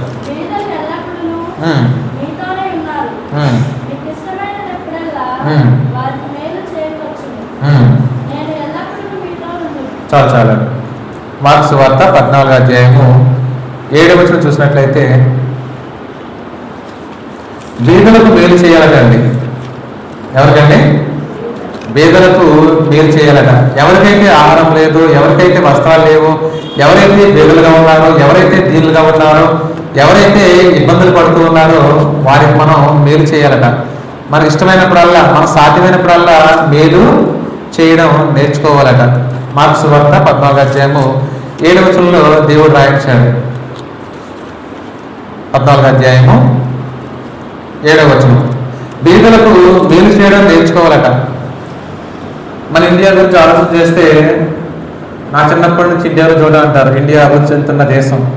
అభివృద్ధి చెందిన దేశం కాదు, అభివృద్ధి చెందుతున్న దేశం, డెవలపింగ్ కంట్రీ. అంటే చెందుతూనే ఉంది, ఇంకా అభివృద్ధి చెందలేదు. అమెరికా అనుకోండి, డెవలప్ అయిపోయింది ఆల్రెడీ. అమెరికా ఇంకా కొన్ని దేశాలు డెవలప్ అయిపోయిన, అన్ని విషయాల్లో డెవలప్ అయినాయి. ఇండియా మాత్రం ఇంకా డెవలప్ అవుతూనే ఉందట. ఇండియాలో పేదరికం ఉంది, ఇండియాలో విద్య లేని వాళ్ళు అనేక మంది ఉన్నారు, ఇండియాలో లంచగొడితనం ఉంది, ఇంకా అనేకమైన ఇండియాలో ఉన్నాయి. పేదరికం అనేది ఇండియాలో పెద్ద సమస్య అండి. చాలా మంది ఒక పూట భోజనం లేని వారు చాలా మంది ఉంటూ ఉన్నారు, వస్త్రాలు లేని వారు చాలా మంది ఉంటూ ఉన్నారు, నివాసం లేని వారు చాలా మంది ఉంటూ ఉన్నారు. మనం చూస్తే గుడుల్లో రోడ్ల పక్కన ఉన్న వాళ్ళు ఎంతమంది లేరండి. రోడ్ల పక్కన డివైడర్ల మీద పడుకునే వాళ్ళు కావచ్చు, చెట్టు కింద ఉండి అది గుళ్ళ నుండి అడుకునే వాళ్ళు చాలా మంది కావచ్చు. పేదవాళ్ళు అనేక మంది ఉన్నారు. అంటే వాళ్ళు మాత్రమే కాదు, కానీ నివాసాలు ఉండి కూడా పేదలకు అనుభవించే వాళ్ళు అనేక మంది ఉన్నారు, అనేక మంది ఉన్నారు. కాబట్టి దేవుడు చెప్తున్నాడు, పేదవాళ్ళకి మేలు చేయడం నేర్చుకోండి అంటున్నాడు, కీడు చేయకుండా మేలు చేయడం నేర్చుకోమన్నాడు. దాంట్లో ఎవరికి మేలు చేయాలంటే సాధ్యమైనంత వరకు మనకి ఇష్టమైనప్పుడల్లా ఎవరికి మేలు చేయడం నేర్చుకోవాలంటే పేదవాళ్ళకి మేలు చేయడం నేర్చుకోవాలట. కానీ ఇప్పుడు బయట సమాజం చూస్తే ఎలా ఉందంటే, కొంతమంది అడుక్కోవడం అనేది ఒక వృత్తి కింద పెట్టేసుకున్నారు, ఉద్యోగం కింద పెట్టుకున్నారు. అవునా కాదండి? అడుక్కోవడం అనేది ఒక ఉద్యోగం కింద పెట్టుకున్నారు. దాంట్లో లక్షలు సంపాదించే చాలా మంది ఉన్నారట. బయట చూస్తేనేమో అడుకునేవాడు ఎలా ఉంటున్నాడు, బట్టలు చింపుకొని బట్టలు మాసిపోయి అలా ఉంటున్నాడు. వాడు వెనకాల రాసి చూస్తే ఎలా ఉంటుంది, బిల్డింగ్లు ఉన్నాయి, బ్యాంక్ బ్యాలెన్స్లు ఉన్నాయంట. అలాంటప్పుడు మనకు కొన్నిసార్లు ఏమనిపిస్తుందంటే చేయడానికి మనసు రాదు, చేయడానికి మనసు రాదు. ఒకసారి మెకమెట్ మీటింగ్స్ పెట్టారండి. మీటింగ్స్ పెడితే చాలా మంది అనుకునే ముష్టి వాళ్ళు ఉన్నారు, అడుక్కుంటున్నారు. వాళ్ళు అడుక్కున్నప్పుడు అందరూ డబ్బులు వేస్తున్నారు, అందరూ డబ్బులు వేస్తున్నారు. అయితే ఆ సాయంత్రం వాళ్ళు ఎక్కడ ఉన్నారంటే రైల్వే స్టేషన్ బయట కూర్చొని మందు బాటలు వదిలే మందు తాగుతున్నారండి. అర్థమైందండి? అడుక్కునే వాళ్ళంతా చోట కూర్చొని గ్లాసులు పెట్టుకుని మందు తాగుతున్నారు. మనకి ఏమనిపిస్తుంది వాళ్ళు చూసండి? ఏమనిపిస్తుందండి? ఇదిగో నేను పొద్దున డబ్బులు వేసాను, ఇటు సాయంత్రం మందు తాగుతున్నాడు అనిపిస్తుందా? అనిపిస్తుందండి. కొన్నిసార్లు అనిపిస్తుంది. అలాంటి వాళ్ళు చాలా మంది ఉన్నారు. దానివల్ల కొన్నిసార్లు మనం ఎవరైనా సాయం చేయాలని కూడా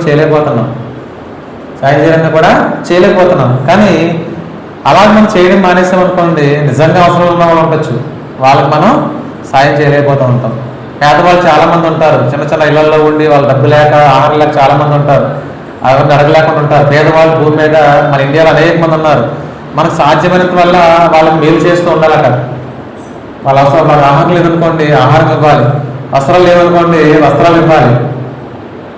కొత్త కొని ఇవ్వక్కర్లేదండి, మనకున్న పాట ఇచ్చినా కూడా వాళ్ళు సంతోషంగా వేసుకుంటారు. మన తినే చికెన్ బిర్యానీ వాళ్ళు పెట్టక్కర్లా, అన్నం పెట్టినా కూడా వాళ్ళు ఆనందంగా అన్నం తింటారు. కాబట్టి పేదవాళ్ళకి మనం సాయం చేయాలి. ఎవరైతే అవసరాలు ఉన్నారో, ఎవరైతే ఇబ్బందులు ఉన్నారో, ఎవరైతే అక్కర్లో ఉన్నారో, ఎవరైతే కష్టాల్లో ఉన్నారో, మన అవసరం కోసం ఎదురు చూస్తున్నారో అందరికీ కూడా మనం ఏం చేయాలట? సాయం చేయాలి. వాటి పట్ల మేలు చేయాలట పేద ప్రజలకి. తర్వాత ఇంకెవరికి మేలు చేయాలంటే లూకా సువార్త 6వ అధ్యాయము 35వ వచనం. లూకా సువార్త 6వ అధ్యాయము.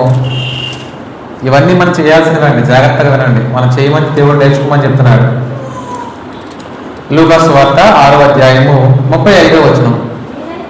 మీరైతే ఎట్టివారి గూర్చి అయినను నిరాశ చేసుకునక మీ శత్రువులను ప్రేమించుడి, మేలు చేయండి. చాలండి, చాలు. ఇంకా ఎవరికి మేలు చేయాలట? శత్రువులకు మేలు చేయాలటండి. సాధ్యమేనా ఇది? శత్రువులకు మేలు చేయడం మనకు చేతులు వస్తాయా? శత్రువులకు ఎవరండి? మనకు ఎవరైనా కీడు తలపెట్టేవారు, మనకు ఎవరైనా ఆపద తలపెట్టిన వాళ్ళు శత్రువులు. అంటే మనతో గొడవపడిన వారు కావచ్చు, మన ఎప్పుడు తిట్టిన వారు కావచ్చు, మనకి ఏదైనా కష్టం కలిగించిన వారు కావచ్చు, మనల్ని కొట్టిన వారు కావచ్చు, మనకి కీడు చేసిన వాళ్ళే మనకి శత్రువులు అవుతారు. అలాంటి శత్రువుల్ని మనం ప్రేమించగలమా?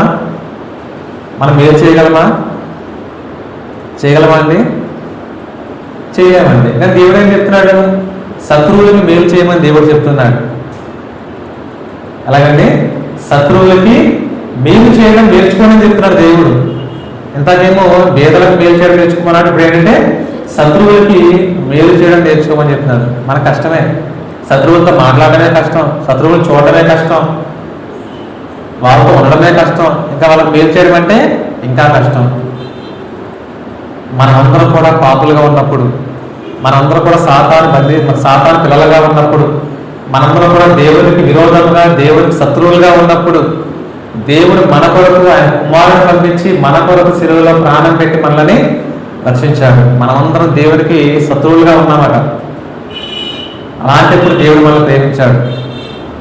ఎలా ఉన్నామండి? మనం శత్రువులుగా ఉన్నప్పుడు, దేవుడి విరోధంగా ఉన్నప్పుడు దేవుడు మనల్ని ప్రేమించాడు. అలాగే మనం కూడా మన శత్రువులను ప్రేమించి మన వారికి మేలు చేయాలట. క్రీస్తు వారే మనకు మాదిరి. బైబిల్లో ఉన్న దేవాలయాన్ని శత్రువులుగా ఉన్నప్పుడే యేసుక్రీస్తు వారు మన కొరకు శిలువలో ప్రాణం పెట్టారు. శత్రువులైన మన కోసం ప్రాణం పెట్టారండి, మనల్ని ప్రేమించారు. అప్పుడు దేవుడు చెప్తున్నాడు, శత్రువులను ప్రేమించండి, వారికి మేలు చేయడని చెప్తున్నాడు. శత్రువులను మేలు చేయడం కష్టమే, కానీ మన ప్రయత్నం అనేది చేయాలి. ఎందుకంటే నేర్చుకోవాలి. మనం ఏది కూడా ఒకేసారి రాదు, నేర్చుకుంటూ ఉంటే మనకు అది వస్తూ ఉంటుంది. శత్రువులకు మేలు చేయడం కూడా మనం నేర్చుకోమని దేవుడు చెప్తున్నాడు. తర్వాత ఇంకా మేలు చేయాలంటే లూకాసు వార్త 6వ అధ్యాయము 7వ వచనం అండి. లూకాసు వార్త 6వ అధ్యాయము 7వ వచనం చూస్తే పక్క పేజీలో ఉంటుంది. శాస్త్రులను పరిచయులను ఆయన మీద నేరం మోపవల్లని విశ్రాంతి దినమున స్వస్థపరచునేమో అని ఆయన కనిపెట్టుచుండి.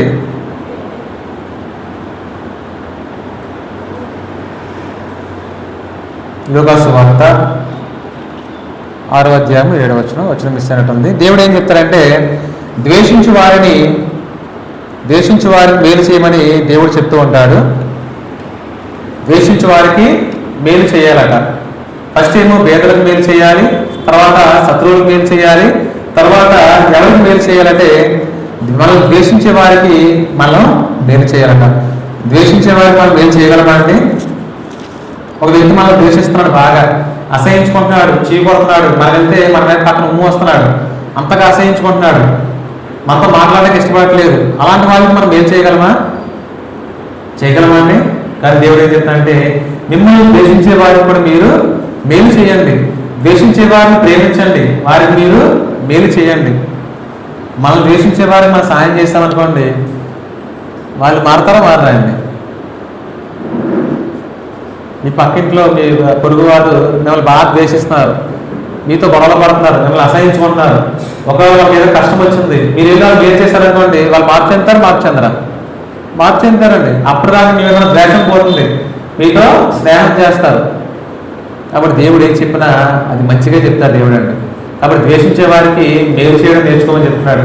ఒకవేళ మేలు చేస్తే వాళ్ళకి మన పట్ల ద్వేషం పోతుంది, మన పట్ల స్నేహభావం ఏర్పడుతుంది, వాళ్ళు మంచి వాళ్ళగా అయ్యే అవకాశము ఉంటుంది. కాబట్టి ద్వేషించే వారికి మనం మేలు చేయాలట. తర్వాత కొరింథీయులకు రాసిన మొదటి పత్రిక 10వ అధ్యాయం 24వ వచనం. ఇంకా ఎవరికి మేలు చేయడం నేర్చుకోవాలంటే కొరింథీయులకు రాసిన మొదటి పత్రిక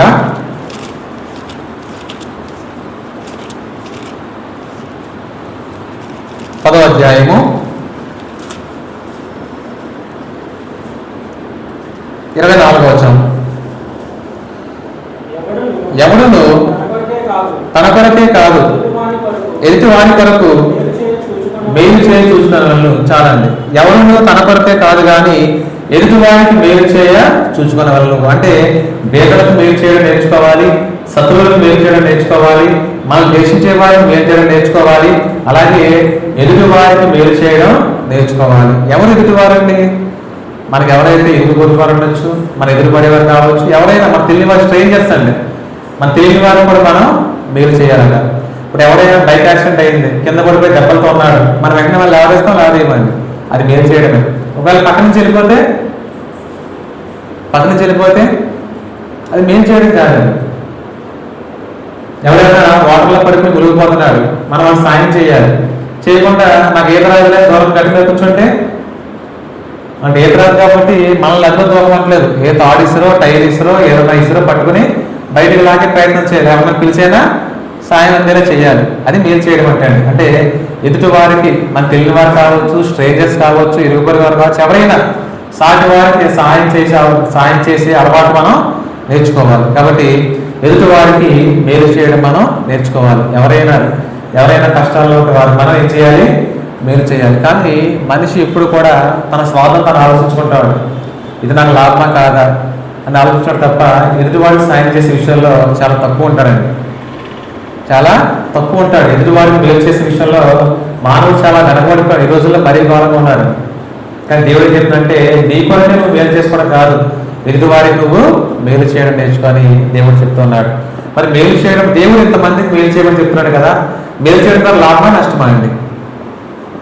పేదలకు మేలు చేయమంటున్నాడు, మన దగ్గర డబ్బులు ఉన్నాయి, నీ డబ్బులు పేదలకు ఏమంటున్నాడు, నీ బట్టలు పేదలకు ఏమంటున్నాడు, నీకున్న ఆహారంలో కొంత పేదలకు ఏమంటున్నాడు. మనకు లాభమా నష్టమా? నష్టమా అండి? ఎలా లాభం అండి? మన డబ్బుల్లో సగం ఇచ్చేస్తే మన దగ్గర సగమే ఉంటున్నాయిగా, మనకున్న ఆహారంలో కొంత ఇచ్చేస్తే మనకు కొంతే ఉంటుందిగా, మనకు 4 జతలు ఇచ్చేస్తే మన 2 జతలే ఉన్నాయి వేసుకోవడానికి. నష్టం కదండి, నష్టం కాదా? ఆలోచనలో పడ్డాడు. ఆలోచనలో మనం ఎదుటివారికి సహాయం చేస్తే దేవుడు మనకు సహాయం చేస్తాడండి. ఎదుటివారికి మేలు చేస్తే దేవుడు మనకు మేలు చేస్తాడు. దేవుడు మనకు మేలు చేస్తాడు. దేవుడు అంటూ ఉంటాడు, రెండోసారి వచ్చినప్పుడు అంట తీర్పు తీర్చే రోజున యేసుక్రీస్తు వారు తీర్పు తీర్చినప్పుడు ఆయన కొంతమందిని చూసి అంటాడంట, ఇదిగో నాకు దాహంగా ఉన్నప్పుడు మీరు నాకు నీళ్ళు ఇవ్వలేదు, నాకు మీరు వస్త్రాలు ఇవ్వలేదు, నాకు మీరు ఆహారం పెట్టలేదని అంటాడు అని నేరం మోపుతాడు కొంతమంది మీద. అయితే వాళ్ళు అడుగుతారంట, ఏమని? ప్రభువా, నీవు ఎప్పుడు దాహంగా ఉన్నావు, మేము నీకు ఎప్పుడు నీళ్ళు ఇవ్వలేదు, నువ్వు ఎప్పుడు ఆకలిగా ఉన్నావు, మేము నీకు ఎప్పుడు భోజనం పెట్టలేదు, నువ్వు ఎప్పుడు వస్త్రాలు లేకుండా ఉన్నావు, మీకు ఎప్పుడు వస్త్రాలు ఇవ్వలేదు అని అడిగితే యేసుక్రీస్తు ప్రభువారు అంటారట, ఎవరైతే పేదవాళ్ళు ఉన్నారో, ఎవరైతే ఆహారం లేని వాళ్ళు ఉన్నారో వారికి మీరు సహాయం చేస్తే నాకు చేసినట్లే, దాహం ఉన్న వాళ్ళకి నీళ్ళు ఇస్తే నాకు మీరు నీళ్ళు ఇచ్చినట్లే, బట్టలు లేని వారికి మీరు బట్టలు ఇస్తే నాకు మీరు వస్త్రాలు ఇచ్చినట్లే అని ప్రభువారు చెప్తున్నారు. అంటే మనము పేదలకు కానీ అవసరం ఉన్న వారికి మేలు చేస్తే మనం ఎవరికి చేసినట్లంటే ప్రభువారి పట్ల మనం మేలు చేసినట్లే అంటే మన కార్యం మన ఫలం అక్కడ పెరుగుతుంది. కాబట్టి మేలు చేయడం నేర్చుకోమని ప్రభు చెప్తున్నాడు. మేలు అనేది ఎలా చేయాలంటే విసుకోకుండా చేయాలటండి. గల్తీలకు రాసిన పత్రిక 6వ అధ్యాయం 9వ వచనంలో ఉంటుంది ఏంటంటే, మేలు చేయడం అంటే విసుక్కోకూడదు అని దేవుడు శ్రమిస్తున్నాడు. అంటే మేలు చేస్తూనే ఉండాలి. మన జీవితాల్లో ఎవరికి అవసరం ఉందో వాళ్ళ పట్ల మేలు చేస్తూనే ఉండాలి. విసుక్కోకూడదటండి, విసుక్కోకూడదట. మన ఎవరైనా వచ్చి నాకు చాలా ఇబ్బందులు ఉన్నానండి, 1000 రూపాయలు సాయం చేయండి, మా ఊరిని హాస్పిటల్ తీసుకెళ్ళాలి, మా పిల్లల్ని హాస్పిటల్ తీసుకెళ్ళాలంటే మనం చేయగలిగితే చెయ్యాలి, మనకు డబ్బులు అంటే ఇవ్వాలి. అంతేగాని లేవని ఆశయించుకుని లేవని చిరాకు పడితే తప్పని అలా చేయకూడదు. మన సాధ్యమైతే చెయ్యాలి, డబ్బులు అంటే చెయ్యి, లేకపోతే మానే. లేదా ఎందుకో దగ్గర లేవని ఆశయించుకుంటే వాళ్ళు మీకు చిరాకు పడితే అది తప్పండి. మనం విసుగు రాకూడదంటే మేలు చేసే విషయంలో మేలు చేస్తూనే ఉండాలి. కాబట్టి దేవుడు ఏం చెప్తారంటే, మేలు చేయటందు మీరు ఎప్పుడు విసుక్కోకూడదు, మీ జీవితకాలం మొత్తం మీరు ఎవరికైనా మేలు చేస్తూనే ఉండండి అని దేవుడు చెప్తున్నాడు. అలాగే మేలు చేస్తే జీవ పునరుద్ధానంలో మన పేర్లు ఉంటాయట. యోహాను సువార్త 5వ అధ్యాయము 29వ వచనం. యోహాను సువార్త 5వ అధ్యాయము. మేలు చేసిన వారు జీవ పునరుద్ధానమున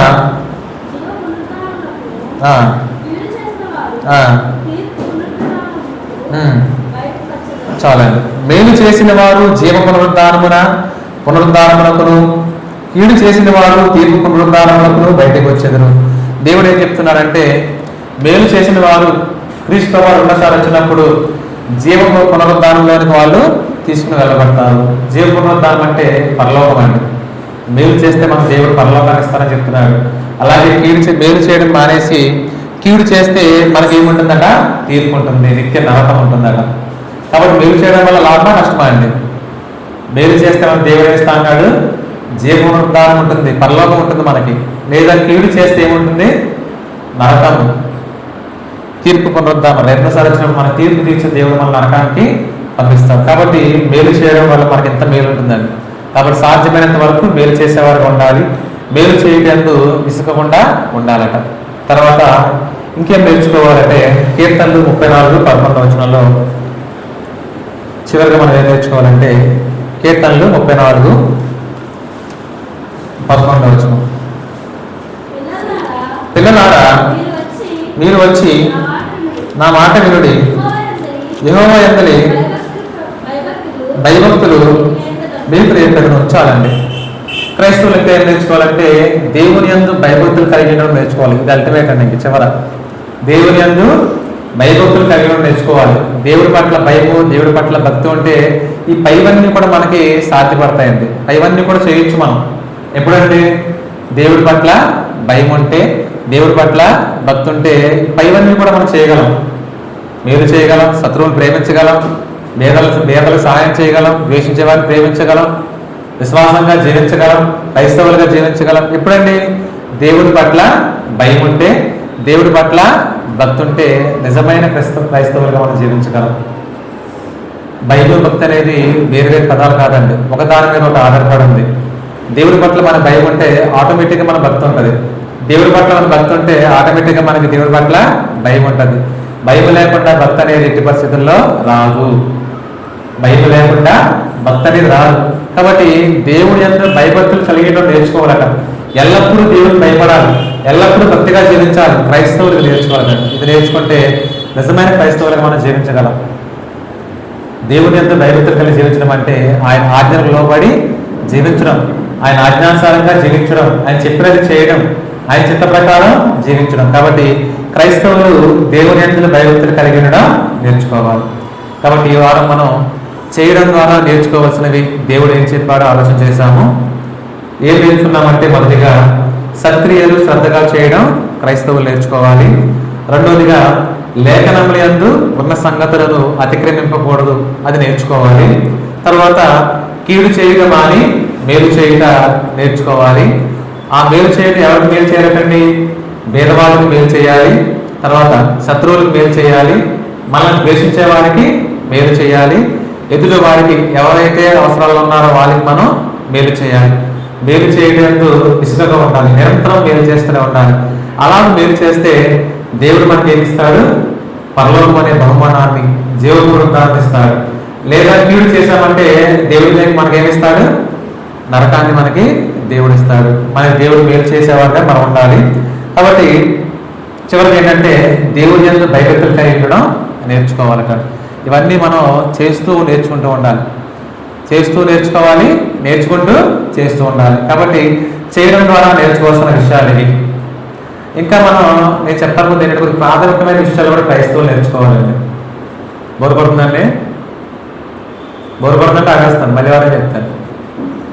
ప్రాథమికమైన విషయాలు ముగింపుకి వస్తానండి. మరి ప్రాథమికమైన విషయాలు క్రైస్తవులు నేర్చుకోవాలి. ఇవన్నీ కూడా లేఖనాల ద్వారా దేవుడు చెప్తూ ఉన్నాడు. ప్రార్థన చేయడం నేర్చుకోవాలండి. ఏం నేర్చుకోవాలి? ప్రార్థన చేయడం నేర్చుకోవాలి. మీలో స్టేజ్ మీదకి వచ్చి ప్రార్థన చేయమంటే అర్థం చేస్తారండి. ప్రార్థన మీ అందరికీ వచ్చు, వీళ్ళక్కడ ప్రార్థన చేసుకుంటారు లేదా అండి? చేసుకుంటారు. మీ అవసరాల నిమిత్తము, మీ అక్కర్ల నిమిత్తము ఎవరికి వాళ్ళు ప్రార్థన చేసుకుని, చిన్నపిల్లలు మొదలుకొని పెద్దవాళ్ళు ప్రార్థన చేసుకుంటూ ఉంటారు. కానీ సంఘంలో ప్రార్థన చేయమంటే చాలామంది భయపడుతూ ఉంటారు, చాలామంది వెనకడుగు వేస్తూ ఉంటారు. మేము చేసే గొప్ప గొప్ప పదాలు ఉన్నామండి, బైబిల్లో ఉన్న పదాలే మేము చేస్తూ ఉంటాం, మీకు వచ్చిన పదాలే మేము చేస్తూ ఉంటాం. కాబట్టి మీరేం భయపడుతూ ఉంటారు, ఇబ్బంది పడుతూ ఉంటారు, సిగ్గుపడుతూ ఉంటారు. కానీ ప్రార్థన చేయడం నేర్చుకోవాలండి. ప్రార్థన రాకపోతే నేర్చుకోవాలి. మన సంఘంలో పనిముట్లుగా ఉండాలంటే మనం ప్రార్థన చేయడం అలవాటు అవ్వాలి. మనం పిలిచినప్పుడు మనం ప్రార్థన చేసేవారు ఉండాలట. కాబట్టి మీలో ఎవరికైనా ప్రార్థన చేయడం రాకపోతే నేర్చుకోండి. ప్రార్థన అంటేనే దేవునితో మాట్లాడటం నేర్చుకోండి మీరు. అప్పుడు దేవుడు మీ ఎవరు ఆలకిస్తాడు. లోకాసు వార్త 11:1 ఉంది. తర్వాత ఇంకా క్రైస్తవులు ఏం నేర్చుకోవాలంటే కీర్తనలు పాడడం నేర్చుకోవాలండి. ఇంకేం నేర్చుకోవాలండి? కీర్తనలు పాడడం నేర్చుకోవాలి. ద్వితీయోపదేశ కాండము 31 అధ్యాయం 22వ వచనం. ద్వితీయోపదేశ కాండము 31వ అధ్యాయము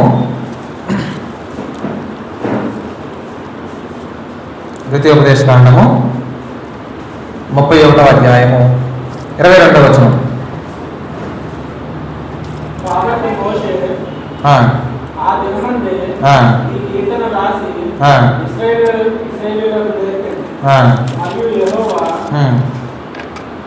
చాలు 31వ అధ్యాయం 22వ వచనం. మరియు మోషే ఆ దినమందు ఈ కీర్తన రాసి ఇశ్రాయేలులకు నేర్పాను. మోషే కీర్తన రాసి ఎవరు నేర్పారంటండి? ఇశ్రాయేలుకి నేర్పారట. ఎన్ని నేర్పారండి? నేను గొప్ప కళాకారుణ్ణి, నాకు కీర్తన వచ్చు, కీర్తన రాశాను కాబట్టి నేను నేర్పిస్తున్నాను అందుకని నేర్పాడా? ఎందుకు నేర్పాడండి? ఆ కీర్తన పాడి దేవుడు మహిమపరుస్తారని దేవుడు ఇశ్రాయేలు ప్రజలకి కీర్తన నేర్పించాడండి. కాబట్టి మనందరూ చేయాల్సిన పని ఏంటంటే మనందరం కీర్తనలు నేర్చుకుని కీర్తన ద్వారా దేవుని మహిమపరచడం నేర్చుకోవాలి. మన సంఘంలోకి వస్తున్నామని దేనికి వస్తున్నామంటే దేవుని మహిమపరచడానికి వస్తున్నాం, దేవుని కనపరచడానికి వస్తున్నాం, దేవుని పొగడడానికి వస్తున్నాం. ఇవన్నీ కీర్తన ద్వారా సాధ్యమవుతాయి. మనకి కీర్తన ద్వారా దేవుని మహిమ వెళ్తుంది, ఘనత వెళ్తుంది, మన పొగడతలని దేవునికి వెళ్తూ ఉంటాయి.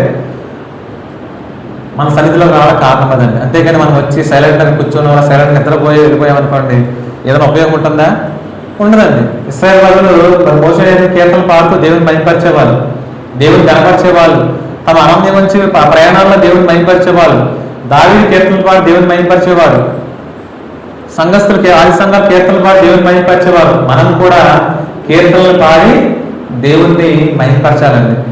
కీర్తనలు ఒకసారి మీరు అర్థం చేసుకుంటే దేవుడికి ఎంత మహిమ వెళ్తుందో కీర్తనల ద్వారా మీకు తెలుస్తుంది.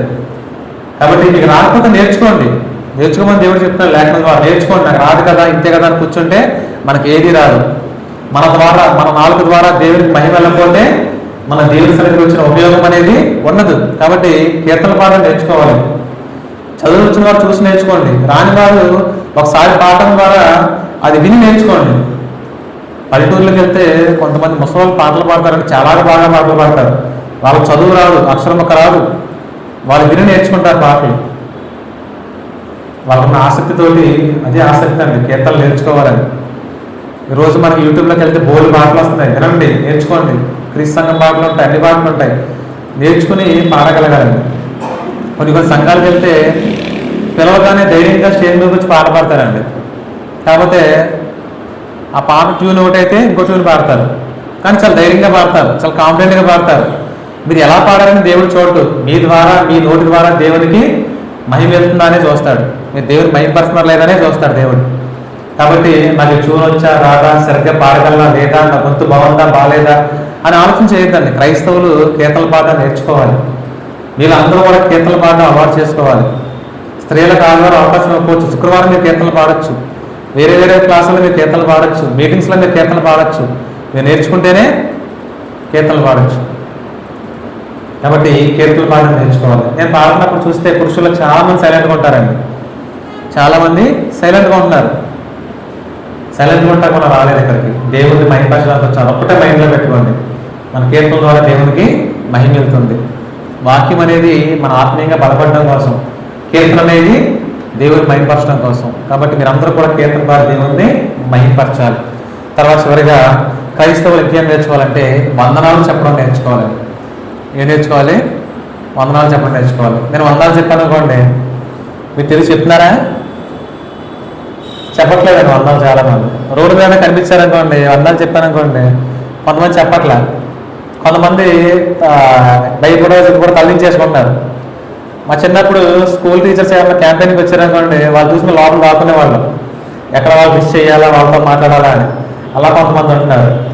క్రైస్తవులు వందనాలు చెప్పాలండి, ఒకరికొకరు వందనాలు చెప్పాలి. రోడ్డు రాసిన పత్రిక 16 తీస్తే, పవిత్రమైన బుద్ధి పెట్టుకుని ఒకరికొకడు వందనాలు చెల్లించుడి, క్రీస్తు సంఘములని మీకు వందనాలు చెప్పుచున్నవి అని అక్కడ వచనంలో ఉంటుంది.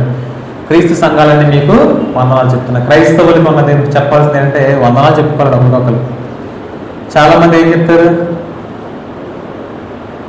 మీరు ఎవరైనా క్రైస్తవులు ఎవరైనా ఎదురుపడ్డారని ఏం చెప్తారండి? బైబిల్ విషయంలో ఏం చెప్తారు? రత్నం ఫ్రెండ్స్ అందరు కొంతమంది బైబిల్ విషయంలో ఏం చెప్తారు? పర్లేదు చెప్పండి. ఏం చెప్తారు? మరణాత అని చెప్తారు. కొంతమంది ప్రైజ్ ద లార్డ్ అంటారు, ఇంకొంతమంది ఏదో చెప్తారు. ఇవన్నీ బైబిల్లో లేవండి, వాళ్ళు క్రియేట్ చేసుకున్నవి, వాళ్ళు క్రియేట్ చేసుకున్నవి. మరణాత అనే పదం బైబిల్లో చోట ఉంటుంది. అది కూడా అర్థం ఏంటంటే యేసుక్రీస్తు మరలా వస్తున్నాడని స్టేట్మెంట్ ఇచ్చి బ్రాకెట్లో చిన్నగా ఆ యొక్క సెంటెన్స్కి అర్థం మరణాత అని పెట్టారు అంతే. అది మరణాత చెప్పుకోని బైబిల్ ఎక్కడా చెప్పలేదు. కానీ లేఖనాలు ఏం చెప్తున్నాయి? ఒకరికొకడు వందనాలు చెల్లించుడని లేఖనాలు చెప్తున్నాయి. సుమారు బైబిల్లో 50 సార్లు పైనే ఉంటుందని వందనాలు చెప్పుకోమని. ఒకరికొకరు వందనాలు చెప్పుకోండి, సంఘం పర్ల సంఘాన్ని వందనాలు చెప్తుంది, పౌలండి నేను మీకు వందనాలు చెప్తున్నాను అని వందనాలు చెప్పుకోమని బైబిల్లో 50 సార్లు పైన, చాలాసార్లు ఉంటుందని బైబిల్లో. మరణాత చెప్పమని బైబిల్లో ఎక్కడా లేదు, ప్రైజ్ ద లార్డ్ చెప్పమని బైబిల్లో ఎక్కడా లేదు. ఉంటే చెప్పండి, మనం కూడా మొదలెడదాం, రైట్గా ఉంటుంది. లేదండి బైబిల్లో ఎక్కడ కూడా. టైం అంటే మీకు అన్ని చెప్తుంది, ఎక్కడెక్కడ వందనాలు చెప్పినవి ఉన్నాయో అన్ని చెప్తుంది. మీకు టైం లేదు కాబట్టి 50 సార్లు పైనే ఉంటుందండి వందనాలు చెప్పుకోమని. 50 సార్లు పైన ఉంటుంది. కాబట్టి మీరు క్రైస్తవుల యొక్క పని ఏంటి? వందనాలు చెప్పుకోవాలి. ఎవరైనా మీకు వందనాలు చెప్తే మీరు తిరిగి వెంటనే వందనాలు చెప్పాలి. కొన్నిసార్లు నేను గమనించేది ఏంటంటే బయట నుంచి సేవకులు వస్తారు, స్టేజ్ మీద వస్తారు, అమ్మ మీ అందరికీ వందనాలు అంటారు. మహా అయితే 4 చేతులు ఇస్తాయని వందనాలు చెప్తారు. మిగతా వాళ్ళ పరిస్థితి చెప్పట్లేదండి. చెప్తే మీకు ఏమవుతుందండి? చేతులు నొప్పొస్తాయా? వందనాలు చెప్పమని బైబిల్ చెప్తుందండి. ఆ సేవకు వచ్చే సేవకుడు కావాలని చెప్పట్లా, గొప్ప కోసం చెప్పట్లా, ఘనత కోసం చెప్పట్లా, వందనాలు చెప్పమని ఒకరికొకరు వందనాలు చేసుకోండి అని బైబిల్ చెప్తుంది. కాబట్టి ఎవరైనా మనం వందనాలు చెప్తే మనం వందనాలు చెప్పాలండి. భారతీయ సంస్కృతి ప్రకారం నమస్కారం చేస్తే ఏం చేయమంటారు? ప్రతి నమస్కారం చేయాలి. మన క్రైస్తవ దాని ప్రకారం వందనాలు చెప్తే తిరిగి వందనాలు చెప్పాలి. ఎవరైనా మనకు ఎదురుపడితే వందనాలు చెప్పాలి. సేవకుడు మనకు ఎదురుపడితే వందనాలు చెప్పాలి. మన సంఘస్థలను ఎదురుపడితే వందనాలు చెప్పాలి. ఇది క్రైస్తవులు నేర్చుకోవాల్సిందండి. మనమంతా నేర్చుకోవాలి. మనమంతా కూడా నేర్చుకోవాలి. ఏం నేర్చుకోవాలండి? వందనాలు చెప్పడం నేర్చుకోవాలి, ప్రార్థన చేయడం నేర్చుకోవాలి, అలాగే కీర్తనలు పాడడం నేర్చుకోవాలి. ఇవన్నీ కూడా మనం నేర్చుకోవాల్సినవండి. ఇవన్నీ కూడా మనం నేర్చుకోవాల్సినవి. అలాగే నేర్చుకోకుండా కూడా ఉన్నాయి. సింపుల్గా స్టేట్మెంట్లో చెప్తాను. ఏం నేర్చుకోకూడదంటే పాపం చేయడం నేర్చుకోకూడదండి. దేవుడు నేర్చుకోవాల్సినవి చెప్పాడు, నేర్చుకోకుండా కూడా చెప్పాడు. పాపం చేయడం నేర్చుకోకూడదు. పాపం అంటే ఆజ్ఞ అతిక్రమం. దేవుడు ఇచ్చిన ఆజ్ఞను అతిక్రమించడమే పాపం. వాక్యం వ్యతిరేకంగా జీవించడమే పాపం. కాబట్టి పాపం చేయడం నేర్చుకోకూడదు, అలవాటు చేసుకోకూడదటండి. బైబిల్లో వ్యక్తి అలాగే పాపం చేసి తన పతనాన్ని గుర్తించుకున్నాడు. ఎవరంటే సంసోను. సంసోను దేవుడి కోసం ప్రత్యేకంగా మరి జన్మించబడ్డవాడు. దేవుడు సంసోను ప్రత్యేకంగా ఉంచాడు. సంసోను గొప్ప బాధ ఇచ్చాడు, గొప్ప శక్తి ఇచ్చాడు, ఎంతమంది చంపగల శక్తి ఇచ్చాడు. నేను సంసోను ఏం చేశాడంటే స్త్రీ మోహంలో పడిపోయి తన యొక్క సీక్రెట్ని చెప్పేశాడు. దేవుడు సంసోను దేవుడి కోసం నాజీర్ చేయబడ్డవాడు, ప్రత్యేకంగా ఉంచబడ్డవాడు. సంసోనికి దేవుడు గొప్ప బలం ఇచ్చాడు. ఆ బలం అంతా కూడా మరి సంసోను యొక్క తల వెంట్రుకల్లో ఉంటుంది.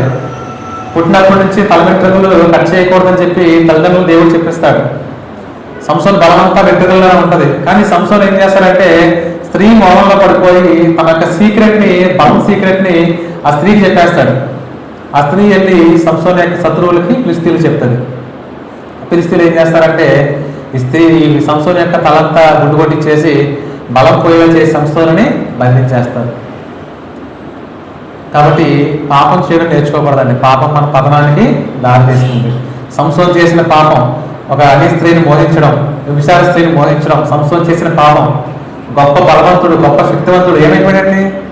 తన బలాన్ని కోల్పోయి శత్రువుల చేతికి అప్పగింపడి శత్రువులు 2 కాలంలో పొడిచేయారంటండి. చివరిగా సంసోను చనిపోయినట్లుగా బైబిల్లో ఉంటుంది. కాబట్టి పాపం మన పతనానికి దారితీస్తుంది. కాబట్టి పాపం చేయడం నేర్చుకోకూడదు. తర్వాత హేయ కృత్యములు చేయడం నేర్చుకోకూడదని ద్వితీయోపదేశకాండ 18వ అధ్యాయంలో దేవుడు చెప్తూ ఉంటాడు. హేయ కృత్యములు, చెడ్డ కార్యాలు చేయకూడదని దేవుడు చెప్తూ ఉంటాడు. కాబట్టి ఇలాంటివి క్రైస్తవులు మనం నేర్చుకోవాలండి. క్రైస్తవులు ఇలాంటివి నేర్చుకోవాలి. అర్థమైందండి? మేము క్రైస్తవులు ఏం నేర్చుకోవాలా? ఏమనుకోసారి మనం రీక్యాప్ చేసుకుందాం. ఈరోజు ఏం నేర్చుకున్నామంటే చెప్తారా మీరు? చేయడం ద్వారా నేర్చుకోవాల్సినవి ఏం నేర్చుకోవాలి? ఫస్ట్ది సత్క్రియలు చేయడం నేర్చుకోవాలి. తర్వాత సెకండరీ చెప్పండి వాళ్ళు. వాక్యమందు ఉన్న సంగతులను అతిక్రమించడం నేర్చుకోకూడదు. అతిక్రమింపకూడదు నేర్చుకోవాలండి. వాక్యమందు ఉన్న సంగతులను అతిక్రమింపకూడదు అంటే వాక్యం దాకా వెళ్ళకూడదని నేర్చుకోవాలి. మూడవది కీడు చేయడం మాని మేలు చేయడం నేర్చుకోవాలి. ఎవరెవరికి మేలు చేయాలి? పేదవాళ్ళకి మేలు చేయాలి, శత్రువులకు మేలు చేయాలి, మనం ద్వేషించే వారికి మేలు చేయాలి, ఎదుటి వారికి మేలు చేయాలి. మేలు చేయడం దిశగా ఉండాలి. అలా చేస్తే మనకి పరలోకాన్ని ఇస్తాడు దేవుడు. తర్వాత ఇంకేం నేర్చుకోవాలండి? లాస్ట్గా దేవుడి యందు భయభక్తులు కలిగి ఉండడం నేర్చుకోవాలి. దేవుడి యందు భయభక్తులు కలిగి ఉండడం అంటే ఆయన చిత్తానుసారంగా, ఆయన ఆజ్ఞానుసారంగా జీవించడం నేర్చుకోవాలి. ఇవి నేర్చుకోవాలి. ఇంకా మనం ఏం నేర్చుకోవాలి? క్రైస్తవులుగా ప్రాథమిక విషయాలంటే ప్రార్థన చేయడం నేర్చుకోవాలి, కీర్తనలు పాడడం నేర్చుకోవాలి. తర్వాత చివరిది ఏంటంటే ప్రార్థన చేయడం నేర్చుకోవాలి, కీర్తనలు పాడడం నేర్చుకోవాలి. ఇంకోటి ఏం నేర్చుకోవాలి? గట్టిగా అండి.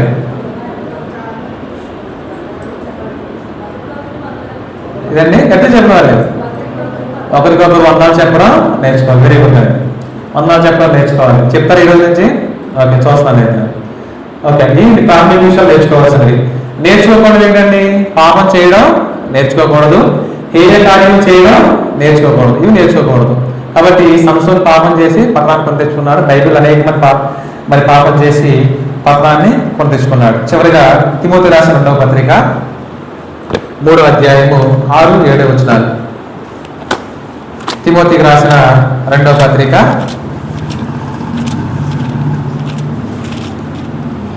3వ అధ్యాయము 6, 7 వచనాలు.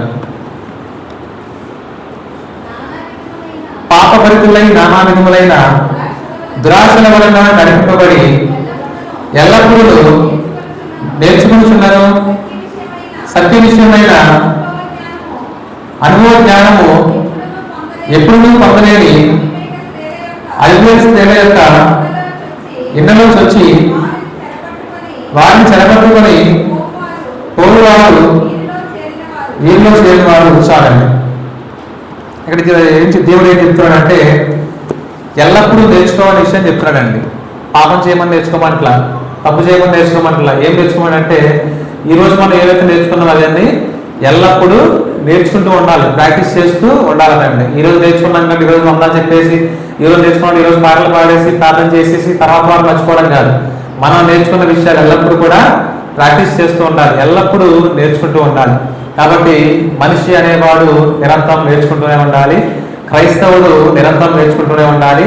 ఏం నేర్చుకోవాలంటే ఈ 2 వారాలు చెప్పుకున్న విషయాలన్నీ కూడా మనం నేర్చుకుంటూ ప్రాక్టీస్ చేస్తూ ఉంటే క్రైస్తవ జీవితంలో మనం మరి 100% మనం పరిపూర్ణులు కాగలము.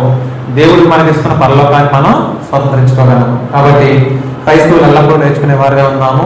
ఈ మంచి విషయాలు నేర్చుకుని దేవుడు చెప్పిన విషయాలు నేర్చుకుని ఎల్లప్పుడూ చేస్తూ దేవుని బిడ్డలుగా జీవించాలని నన్నే హెచ్చరించుకుని మమ్మల్ని అందరినీ కూడా హెచ్చరిస్తూ ఈ వాక్యాన్ని ఎంతో ముగిస్తున్నాను. అందరికీ వందనాలు.